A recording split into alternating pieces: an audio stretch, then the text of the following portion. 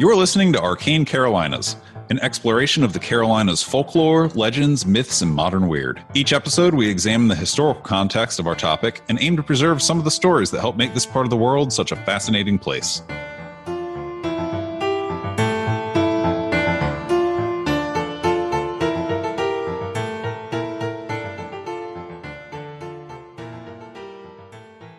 Hello and welcome to an installment of the Arcane Carolinas Fall Extravaganza.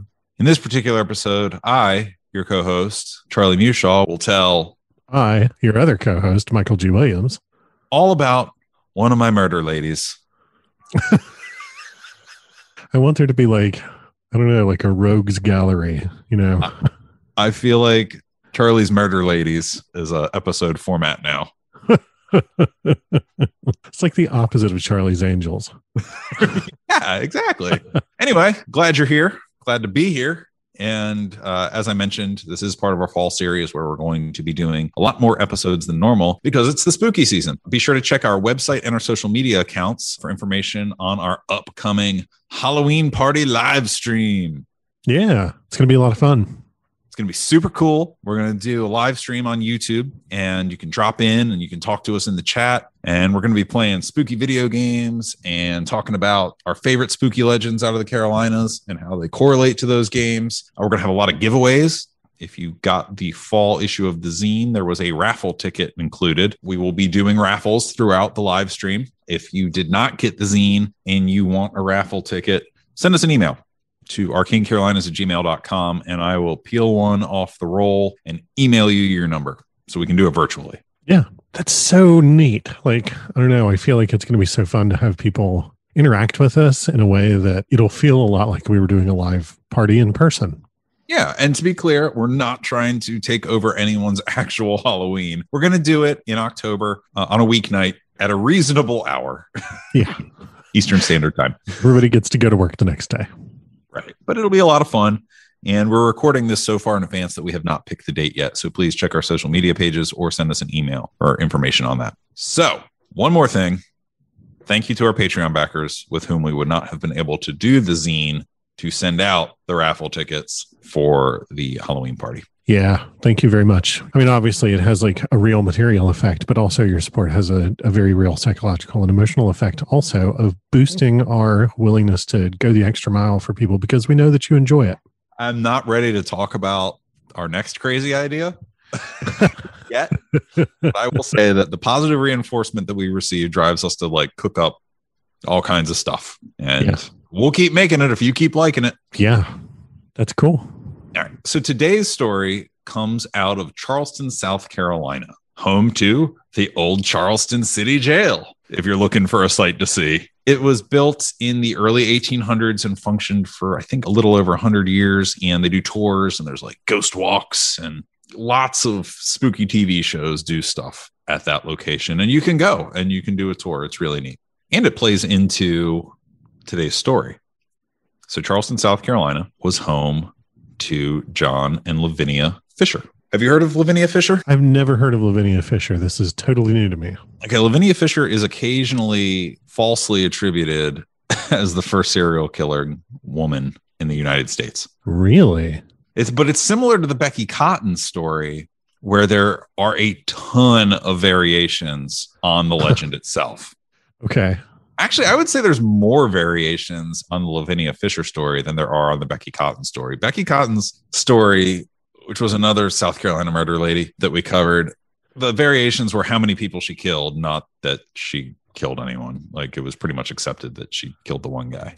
Right. This one, we'll get into it. Before you dive into what the variations are, I just want to note that I think the variations in these sorts of stories, because we talked about like variations in the legend of the Moon-Eyed People and all kinds of stuff too. I think that these variations are fascinating in part because they tell us a lot about the purpose that folklore serves culturally. Yeah. I mean, you can play telephone in a room with people and the story's going to change, right? Yeah. Now stretch that out over 200 years. And in every change, somebody has a reason for that change. There's something they're trying to emphasize with that change, which I find really fascinating. So Lavinia Fisher and her husband, John, lived outside of Charleston and ran an inn known as the 6 Mile Wayfarer House. sometime in the early 1800s. They were part of a larger group of highwaymen who robbed and killed travelers coming and going from the city using the inn as their headquarters. Wow. Yeah. Okay, so they ran a hotel and were running this gang. Yes. Okay. As we sort of highlighted in the Becky Cotton episode, early 1800s, South Carolina, there's a lot of money floating around. Interstate commerce between southern states and, Charleston is a hub. Where there's money, people are going to try to separate other people from it, sometimes through robbery. Literal highway robbery. And also, it's like we talked about in Becky Cotton, this is a very concentrated wealth. Like a very thin slice of the populace had this overwhelming majority of money. Right. And sometimes we'll refer to them as the Fisher's Gang for the sake of this story. The Fisher's Gang would commit their deeds out on the road and, like regular highway robbery. But if a traveler made it to the inn, here's where Lavinia got involved. She would talk to them and kind of feel them out for the level of their means. And, is it worth killing this person? And then she would serve them tainted tea before showing them to their room in the little sitting room in the parlor, and be like, oh, and here's your cup of tea. Thank you for staying at the 6 Mile Wayfarer house. Wow. So some accounts said it was straight poison. Some accounts said that she'd slip him a Mickey and basically put something in there to knock him out. Right. Is that still a term, slipping a Mickey? Is that still I mean, it's a term I know, but as we've discussed, I'm 700 years old and don't watch nothing but old television. Yeah, so. Slip him a Mickey. Like old spycraft, right? Like you commandeer someone away. Slip him a Mickey and put him on a boat to China. So anyway, the story goes, if it's poison, the person goes upstairs, lays down in their room, they die, right? Right. And then there's a trick bed that has a chute through the floor down into the basement where the body goes.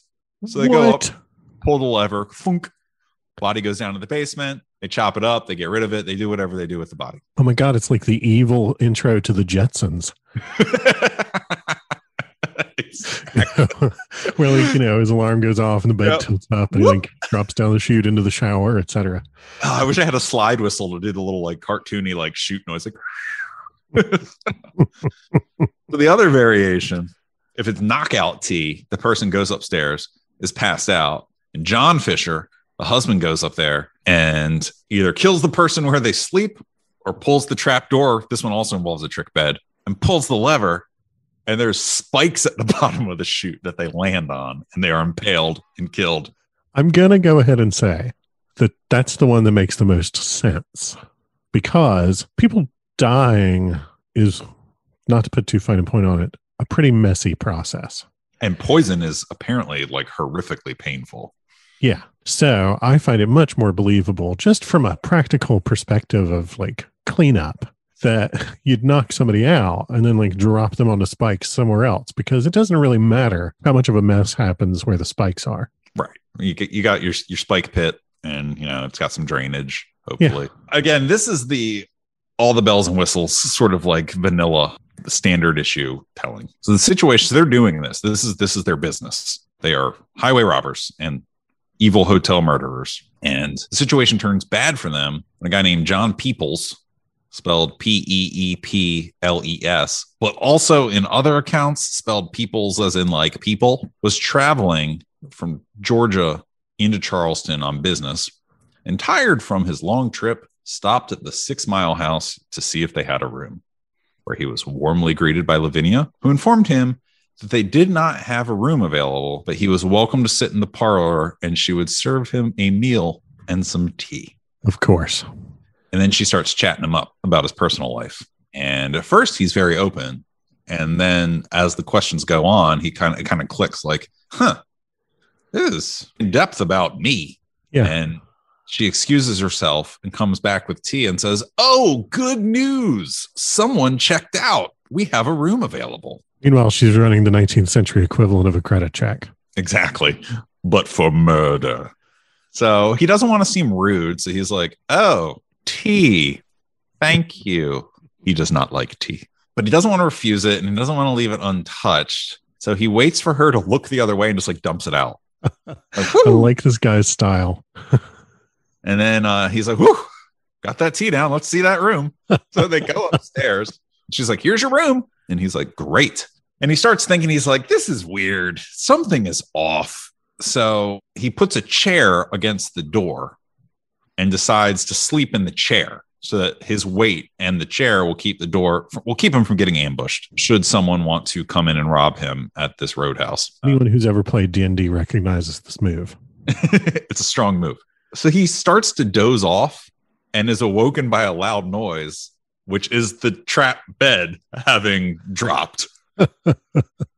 And he goes, crap, jumps out the window, gets on his horse, and rides into Charleston saying, there is a crazy hotel out there where I'm pretty sure they're killing people. I like it. So the local sheriff, police, whatever they were called at the time, go to the house and they arrest Lavinia Fisher, John Fisher, and two fellows that they recognized as being highwaymen that were also present at the house. And then the grounds are searched. The house is searched and, the outbuildings and surrounding woods. And it was found to be filled with hidden passages, items that could be traced to people other than the Fishers, like property that was obviously not theirs. They found herbs that were known to put people to sleep and mechanisms to trigger the floorboards to drop under the bed. And in the basement, upwards of 100 sets of remains. 100? Yep. Again, this is the most legendary version of the legend. Okay. So it's just a basement full of bones.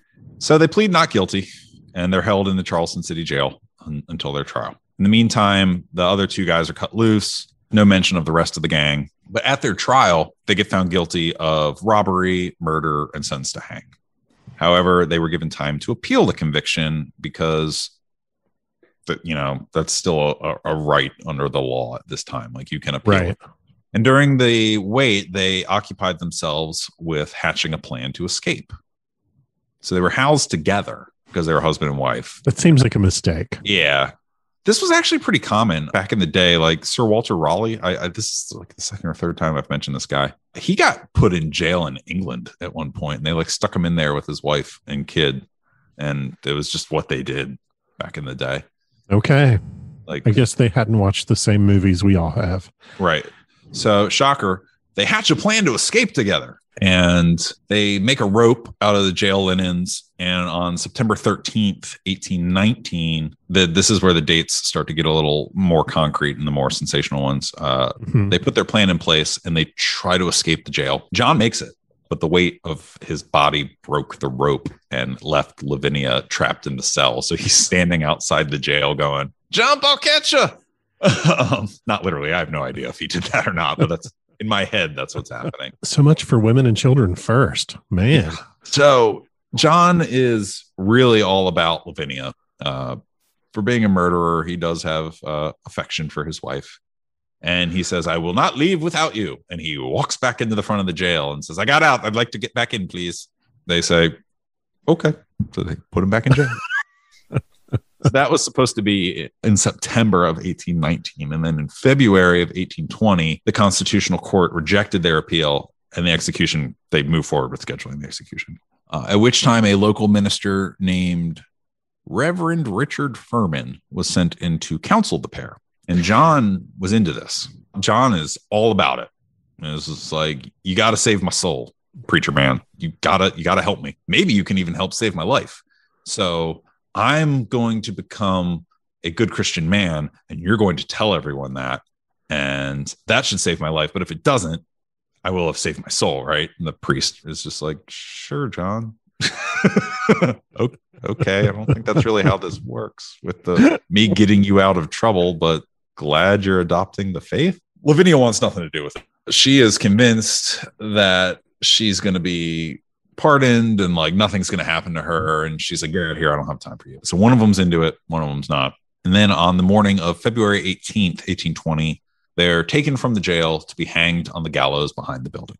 John went quietly praying with the minister, who he asked to read a letter before the crowd. There was a crowd of 2,000 people. Wow. Here's the thing. The letter insisted on his innocence and asked that mercy be shown on all that had done him wrong in the judicial process. Once you've got an ossuary in your basement, when you're like, oh yeah, the potatoes and the apples and the turnips are down in the cellar, also the bones of 100 people. But I don't know where those came from. I like trapdoors, man. I'm a trapdoor enthusiast. What, you don't have any trapdoors? Weirdo. You don't collect bones? I collect bones. Where'd they come from? What? These are crazy questions. These are great. Yeah. I'm made of bones. I have bones. You have bones. Yeah, in your body. What? I mean, so I have some outside of my body too. Those are my bones. Oh my gosh. Wow. He insisted on his innocence. Some people have nerve. That's all I have to say. The crowd did not buy this. Good. So the preacher is reading this, and the crowd is like, boo. So then John pipes up and flips real quick to asking their forgiveness. So like, that narrative didn't work. Let's see if they'll just forgive me. I'm sorry. The devil made me do it. I'm a good Christian man. Don't kill me. Like that was his defense. Wow. First, I didn't do it. Please show mercy on those that did me wrong. And then when they were like, shut up, he was like, okay, look, I did do it, but I've been talking to this preacher and we're cool. The crowd's like, what are you doing? No, hang this man. Lavinia, meanwhile, was not going quietly. Kind of wish that we had a picture of the look on Lavinia's face that whole time. She really thought they were going to let her go. So to appear as like a symbol of chaste purity, she put on her wedding dress. That was one of her demands, was that you need to wear her wedding dress. The thing is, she refused to climb the gallows and was just like freaking out, like kicking and screaming and yelling and like ranting and raving is the way it was described in several accounts. In a wedding dress. I want to say that in the South, we have all been to that wedding at least once in our lives. I can like picture the dress in my head. It's very large. Totally. So the constables literally drag her up the stairs and put the noose around her. And before they could tighten it and get her like hung. So they're like trying to hang this woman that's like freaking out. She screams at the crowd, if you have a message you want to send to hell, give it to me and I'll carry it. Damn, in a wedding dress. And then jumps off the scaffold with the rope around her neck herself. Wow. Does not hit the ground, dies, and dangles down into the crowd. Wow. So again, we're still in the super legendary part here. Then we have some divergent information here. Some sources say that the Fishers were buried in the Unitarian Church graveyard located between King and Archdale Streets in Charleston. The church records have nothing to support this interment. Okay. There is a Potter's cemetery next to the jail where most of the criminals that had been executed were buried if their bodies weren't claimed by family members. Right. That is a much more likely spot given the circumstances of their arrest, conviction, and there's no record of them having children or extended family. Right. But that doesn't stop people from arguing about this. The Charleston Post and Courier ran a story within the last couple of years about a lady that goes by the name of Carolyn Kane, who has this like whole ream of family lore that hinges on the Unitarian shit. And she voluntarily like went to this paper and like wanted to talk about it. So I'm going to read her direct quotes. My great-grandfather, Dr. J.L.B. Gilmore Sr., father of the gentleman whose memoirs we ran last week, I couldn't find that article, born in 1816 in Goose Creek, South Carolina, said he had dug up the corpse of Lavinia Fisher for medical school. My father, a dentist, told me when I was a child the story of the 6 Mile Inn, where Lavinia and husband John had their trapdoors to sneak in and kill guests and just to dispose of bodies. 6 Mile Inn on an 1823 map was directly across the river from J.L.B.'s grandfather's place at Canehoy on Daniel Island. He was a judge, tax assessor, and surveyor. Lavinia's skull, which has markings in the socket SCMC for South Carolina Medical College, hung for a time at the Charleston Medical College, now MUSC, which also housed the first museum. I don't know what museum she's referring to. Maybe the first museum in Charleston. I don't know. Sure. The skull, some neck vertebrae, and scapulae then went to J.L.B. Gilmore Jr., also a doctor in Holly Hill, then to an uncle. Wow. My father eventually came into possession of the skull, giving it to my cousin, Dr. William Dennis Gilmore, who practiced in Greenville. After his death over a year ago, Lavinia came to stay with me. I have a picture of her skull for anyone that's interested. That is not the family lore I expected. There's one more line that she gave to the newspaper.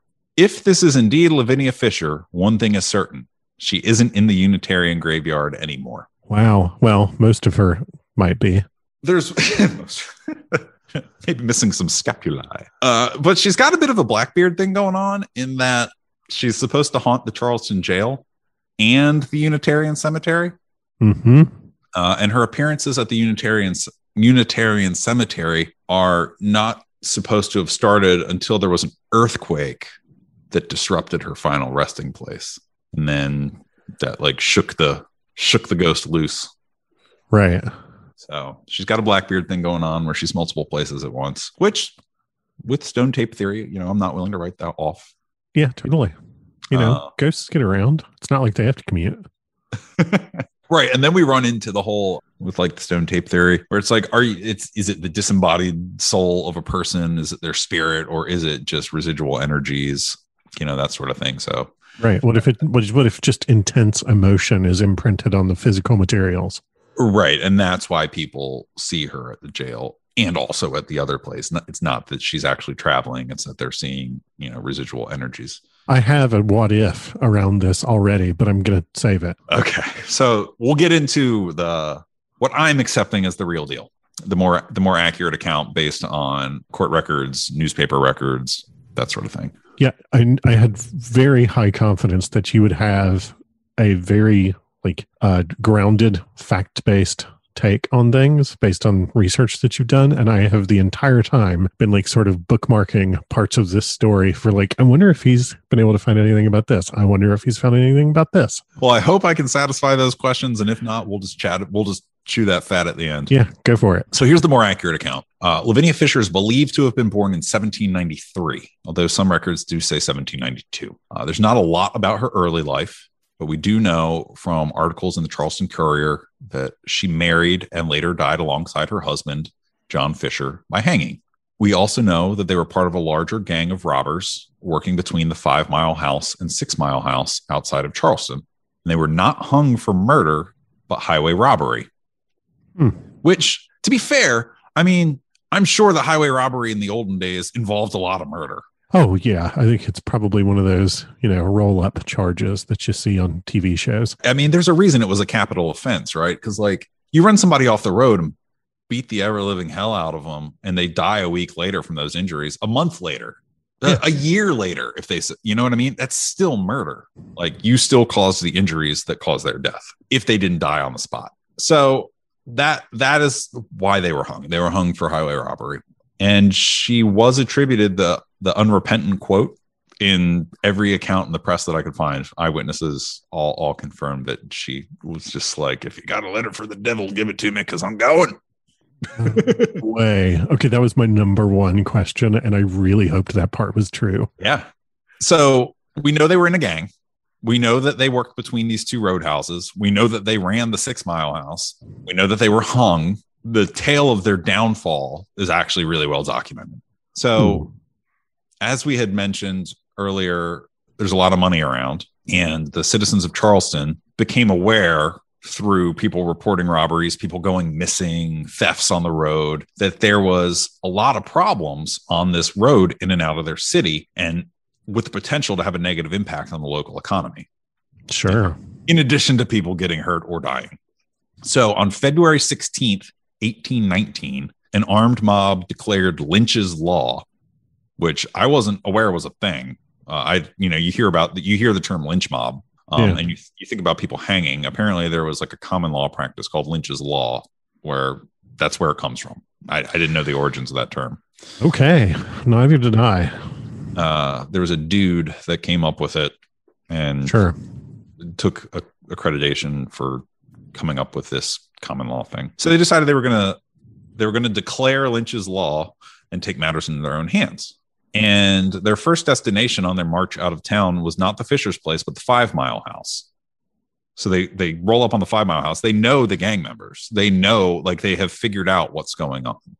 Okay. So they go to the 5 Mile House, and it's full of, bandits, basically, for lack of a better term. And they're like, all right, here's the deal. You got 15 minutes to get out and not come back to town. And they protested, and they said, cool, we're burning down your house. And that's what they did. So they burnt down the 5 Mile House. And they're like, oh, man, that was awesome. We should totally do that again. They're like, all right, house is burnt down. Next. They get their mob together. They get in line. They walk a mile down the road. They get to the 6 Mile House. Same thing. You got 15 minutes to get out, or we're going to burn it down. We know you can see and smell the fire from a mile away. Like, we're not playing. You can't be doing this. You got to go. And they complied. So the gang vacates the house. And the mob is like, all right, well, travelers need inns. We can't burn down everything. What are we going to do? We can't also just leave. They're just going to come back. So they had a guy named David Ross who was declared watchman. So they're like, David Ross, you are the watchman of the 6 Mile Wayfarer House of Charleston, South Carolina. And they were all very proud of themselves. They're like, all right, well, we ran the bandits out of town and we only burnt down one house. This did not go well for Mr. David Ross. Yeah. I don't know why he thought it was a good idea to be the one person there. Yeah, I can't imagine that this gang is the sort to just be like, okay, well, we'll go be good neighbors and leave everyone alone now. So they come back and he's in there by himself and they just beat the living hell out of him. He manages to escape. They're shooting at him as he runs off into the woods, but he gets away. He gets into the woods and they can't find him. It takes him a while, but he gets back to Charleston and he goes straight to the sheriff and says, all right, no mob justice. I need a sheriff. I need to give an affidavit. I need to swear my testimony that this happened. And he does. And they write it all down. And as a part of this affidavit, this is where our girl, Lavinia, and her husband, John, David's name and names, basically. Yeah, no, totally. So I will read his account from the affidavit. So this isn't his firsthand verbiage. This is what the sheriff wrote down on the paperwork to take to the judge. Sure. But it is what was written down on the basis of what he was reporting. Yes. This is his account as dictated to the local law enforcement who wrote down, this is what he said. And then they took it to the judge. Fisher and his wife, Lavinia, came up with 2 other men whose names are unknown to him, that Lavinia laid violent hands upon him, choked and boxed his head through a pane of glass window. Whilst endeavoring to get away from them, Hayward and Fisher beat him unmercifully with loaded whips, aided and assisted by the other 2 men whose names are unknown to him. There was also another woman who aided and assisted whilst they were beating him. The deponent, which is, I guess, the person being deposed, leapt from the piazza and crossed the road through the woods until he got to the 4 Mile House. As he entered the woods, they fired at him. He got at least into the main road and on his way to town. So it's old-timey speak, right? Yeah, but like paint the picture, what you get is he's in the house. They bust into the house. They start beating the heck out of him. He has to leap from a balcony, land on the ground, run to the woods as they're shooting at him while he runs away. And then he runs 2 miles to get to another place. Right. And then eventually gets on the main road and comes back to Charleston. Yeah. Also Probably. Runs 2 miles in 19th century shoes. Like he's not out there in his Nikes or whatever, Right. He's going through the woods. Yeah. In straps of leather. In the middle of the night. Yeah. So apparently there was a quote that he attributed to Lavinia as well. He recalled hearing her scream, "You damned infernal rascal. If I ever catch you, I will give you 100 lashes." Oof. And I would just like to note that Infernal Rascal is my new favorite skate punk band name. Pretty sure I saw them open for Blink-182 in 1998. Man, really, we're Infernal Rascal. Infernal Rascal, I was going to suggest might be like an obscure Marvel villain. The Infernal Rascal. Exactly. Man, they're really scraping the bottom of the barrel on these characters. So here's the thing. In the time that Ross was making his way back to Charleston, another man coming into town, so he wouldn't have crossed paths with him. So Ross is going from the roadhouse into Charleston. Coming up from Georgia is our guy, Mr. Peoples. No way. Mr. Peoples is real. Okay, that was another of my big questions. So he comes to the house just to water his horses. Like, he's not trying to stay there or anything. Like, he just needs to water his horses and keep moving. He's only 6 miles away. He's got horses. He can get there. Right. And he gets attacked and robbed. They don't kill him. Right. But they beat him and they take his stuff. And he's like, what? So he gets to Charleston and goes straight to the sheriff. And it's just like, hey, I just got robbed at this inn. And the sheriff's like, funny thing.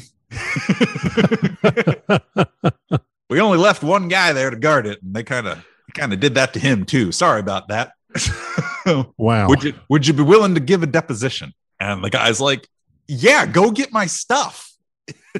So they take a deposition. They file another affidavit. They take it to the judge, and the sheriff's name was Nathaniel Green Cleary. He says, all right, we're going.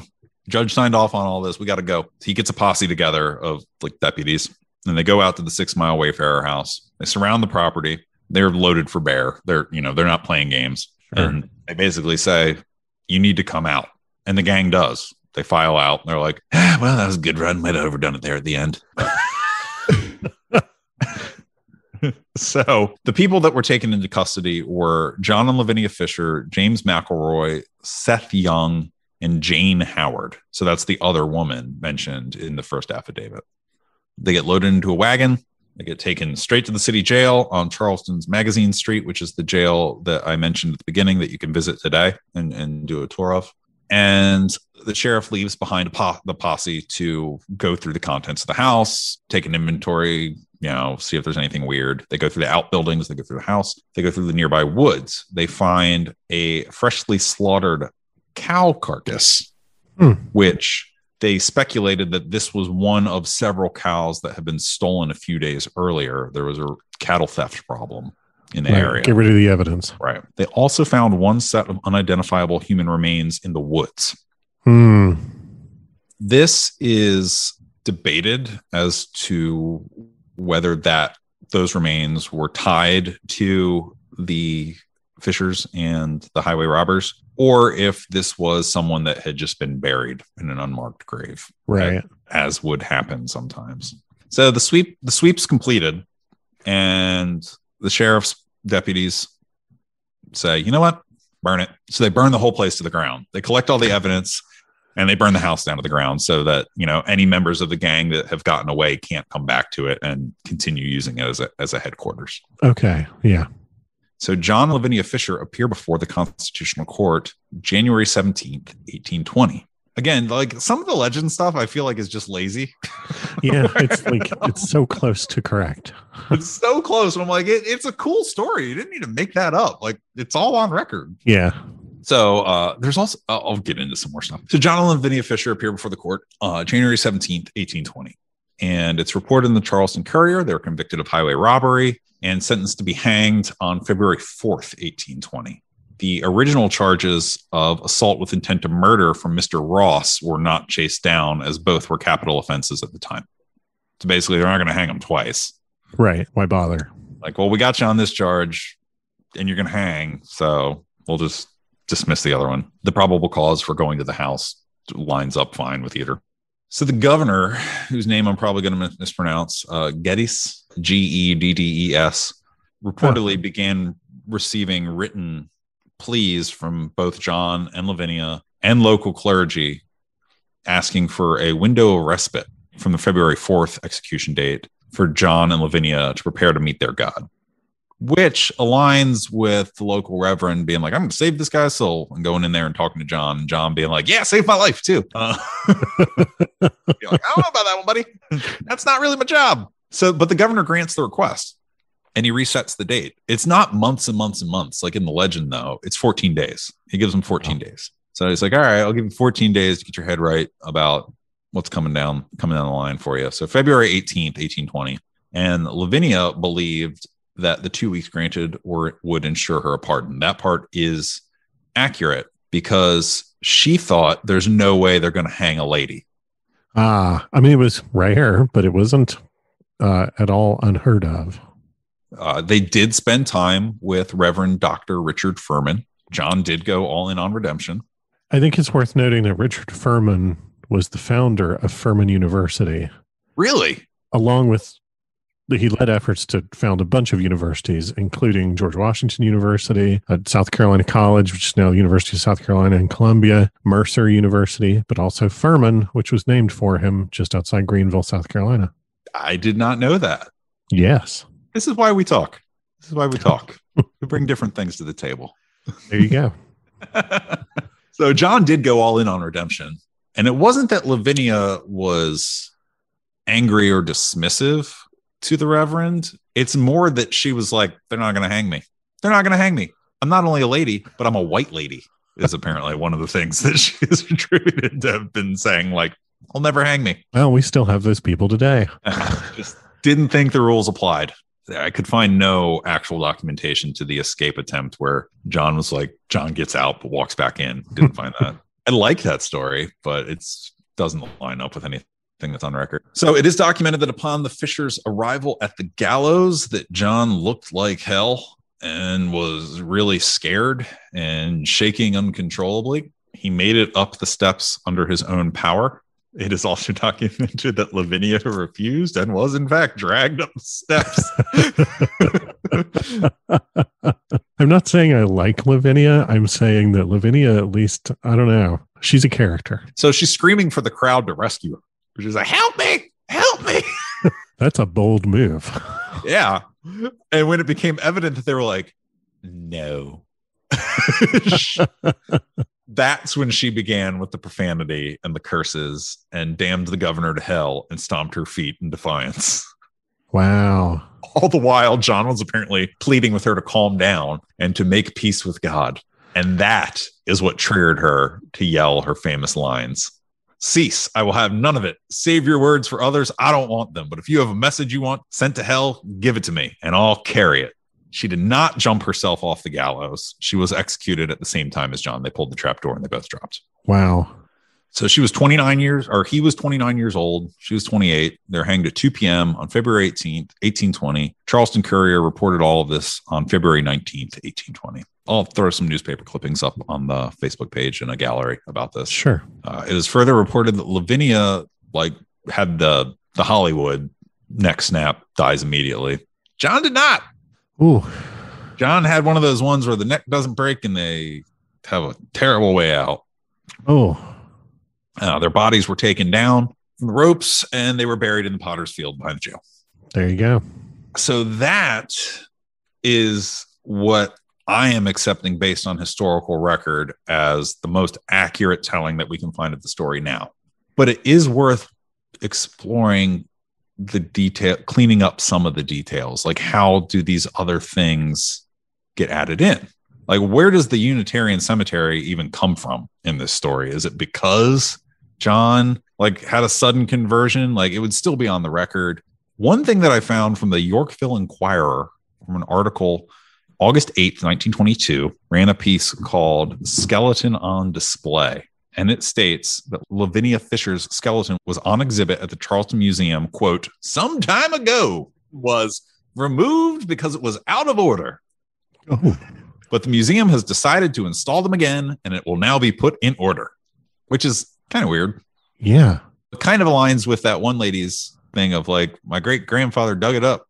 Kind of does. But this newspaper also said, this is the same Yorkville Inquirer article, the same article says, considerable curiosity was aroused over the continued disappearances of those who stopped overnight at the hostelry. It was found the guests had been murdered and their bones buried in the cellar.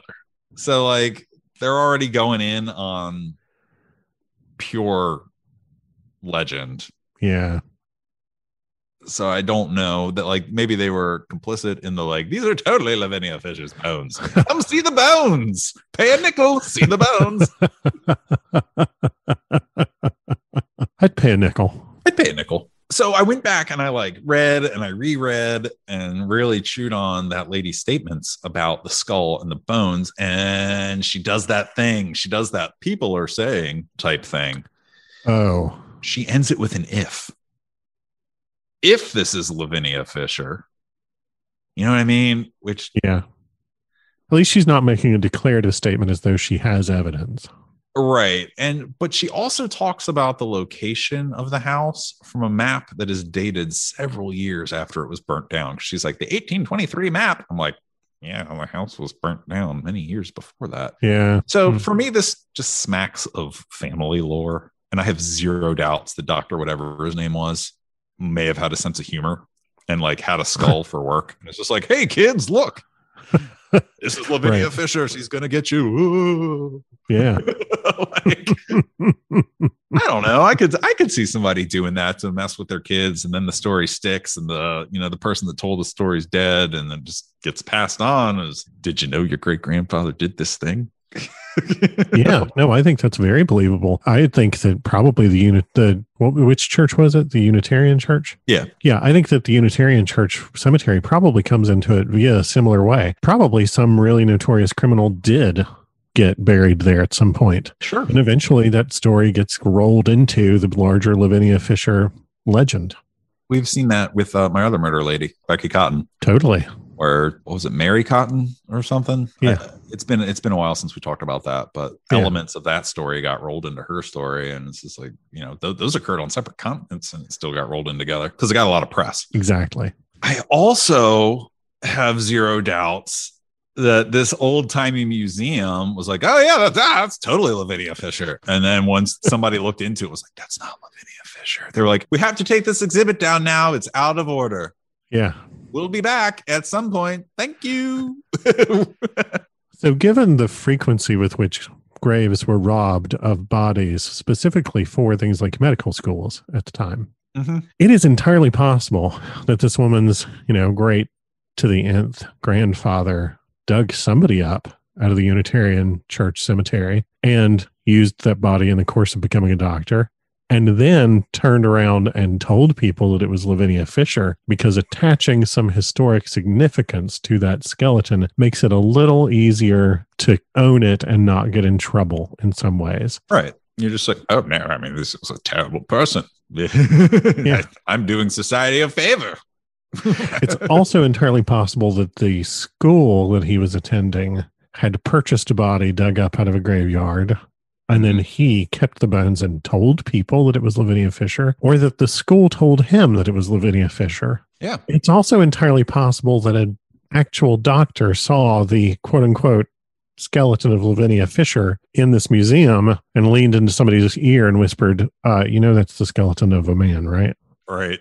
And then you can tell if you know how bones work. Right. And then they're like, the skeleton's out of order. We're going to put it away for ordering. And then they quietly go order, quote unquote, a woman's skeleton. Right. There's so many ways that this could have happened. Totally. It's just really curious to me that like certain parts line up, like with most of the stuff, right? Like, oh, that's how it got to there. And you can like find that one little kernel all the way back at the beginning. Yep. So facts about the actual burial site, the Potter's Field, where I believe she was actually buried, because it doesn't make sense for me that she would have gone into the Unitarian cemetery. It was built over. So they built Porter Military School and over top of it, which was replaced in 1964 by Medical University of South Carolina. No way. So see, like all these little dots like kind of connect. Yeah. It's like somebody just keeps shuffling the same deck of cards. Right. It's like a story building deck, or like a world building deck for like an RPG. Totally. They're playing Murder Mad Libs or Lavinia Mad Libs. So the murders, I've already said that I 100% believe that a group of highwaymen running two inns was involved in some kind of murder. Oh, definitely. And the trapdoors and poison tea are really cool from like a Vincent Price flick kind of angle. But if you found like the house the guy from Saw built, basically, it's going to be in the paper. Yeah.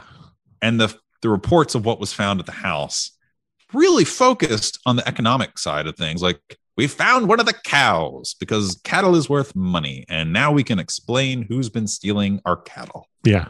But it's not fun to tell a story of straight up barbarism and like, oh, yeah, they just cracked this guy's noggin open with sticks and left him to die on the side of the road after they took his money. That's just sad. So the story gets kind of, dolled up a little bit and just like, no, there's trapdoors and mystery and macabre. Because it makes it easier to tell the kids. Totally. Well, also, I think all horror has, a lot of horror has at its core a tragedy. Mm-hmm. But that tragedy is made into entertainment by all the window dressing. Right. Exactly. That is a very author way of putting it. Hi, I'm here to ruin genres. No, it's great. I will say that good horror has that. Oh, yeah, definitely. Yeah. There are more theories about Lavinia Fisher. Really? Yeah, there's a few people that say that she didn't exist at all, which I'm like, It kind of seems like there's a really strong historical record of her existing. Right. I'm like, okay, well, someone who at least claimed that name certainly existed. Was she born Lavinia Fisher? Maybe not, because the birth records are squishy and the early life is squishy, but someone assumed the identity Lavinia Fisher at some point. Totally. Some say that she was not involved in any murders at all. I don't buy that. I don't buy that either. I'm sorry. But if you're married to a guy who's running a gang that runs 2 inns on the road and targets people traveling to them or between them, you know what's happening. Right. You're at the very least complicit. And at some point, you've at least washed a shirt that's covered in blood. Right. Exactly. My God. So there's a book, 6 Miles to Charleston, the true story of John and Lavinia Fisher, written by a former homicide investigator named Bruce Orr. Okay. Bruce contends that the Fishers were innocent of everything and were the victims of political corruption and land grabbing. Interesting. He says that the robberies and assaults were faked, that John Peoples and Ross were basically falsifying their documents in order to bring the owners of the 6 Mile house into custody so that they could be killed and the government could take the land. I feel like that's not even, maybe I'm wrong, but it feels like that wouldn't have even needed them to die. Yeah, I don't think they needed to be killed for that. Eminent domain is a thing, right? If the government's because there's a naval hospital there now. Oh, okay. If the United States government wants its land, it's taken it. Yeah. Especially in 18 whatever. It's just, for better or worse, that happened. It would be easier to just run them off than to, have a trial and have it be in the newspaper and everything like that. And the cattle theft connection also. So even remove the 2 people that signed the statements. The newspapers were reporting cattle thefts that could then be tied to this group. Right. So they were doing something. And also that does not jive with any of the accounts of John Fisher being repentant. Yeah. I don't say, sorry, I killed those people if I didn't kill people. Yeah. I think I would have been screaming, I'm innocent, I'm innocent. Yeah. So that is Lavinia Fisher, who is often, I believe, falsely attributed as America's first serial killer woman, because I don't think she falls under that genre. Because she's not doing it. Let's say that she's involved in these murders and these robberies. She's not doing it out of some sort of compulsion. She's doing it for money. Yeah, I mean, the thugs in a mobster movie are not serial killers. They're murderers who probably killed a bunch of people, but they're not serial killers. So that's it. That's the second murder lady we've done. I got to find another. You want to hear my fun what if? Yeah. Okay, so she says on her way out, if you've got a message to send to hell, tell me. I'll take it there. And then she dies. And then, this contradicts my personal beliefs, but then she goes to hell, sure enough. And then eventually there is an earthquake, and it disturbs her grave. And in the course of the earthquake, she escapes from hell. Dun, dun, dun. And there you go. Now she wanders the earth as a damned spirit. I like that. I like that a lot. Yeah. Ooh, that's cool. Gonna tuck that one away in the old writing ideas. Lots of people say they see your ghost. So I would imagine a place where people were hanged for crimes has lots of ghosts. I'll post some stuff, like I mentioned on the Facebook page, newspaper clippings and stuff like that. There's a lot out there on this, which kind of made me curious how it got so out of control because there's so much record. And I really do think it is that sort of like window dressing a terrible situation to tell the story. Totally. So please be sure to check out our Facebook, Instagram, to a lesser degree, Twitter. We are not nearly as active on that as we should be. Or our website for information on our virtual Halloween party. We'll be doing a live stream. You can join us in the chat.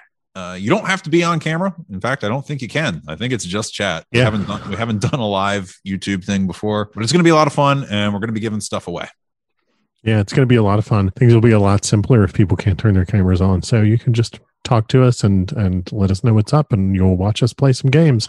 One more thing. I understand very much so that some people do not like social media, and that is fine. I am not a huge social media fan myself. Send us an email, arcanecarolinas@gmail.com. And we'll get you the information that way. So if you're not comfortable on social media, that is fine, and I understand that. And send us an email, and we'll take care of you. Totally. I think that's it for today. Stay spooky, everybody.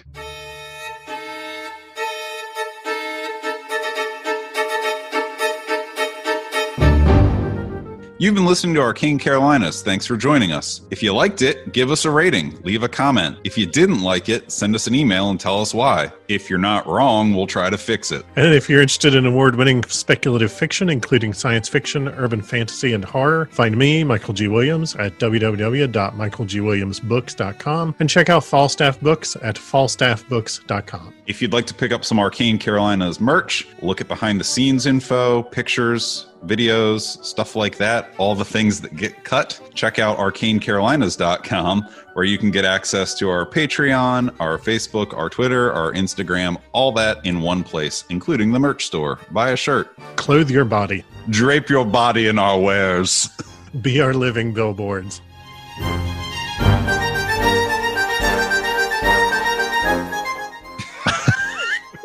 We don't have an exit line. Thanks. If you've got a message for hell, let us know. Email it there. Thanks for listening. Hell mail. I got my hell mail on my hell phone. I think we all know the devil uses Android. Absolutely. Absolutely he does.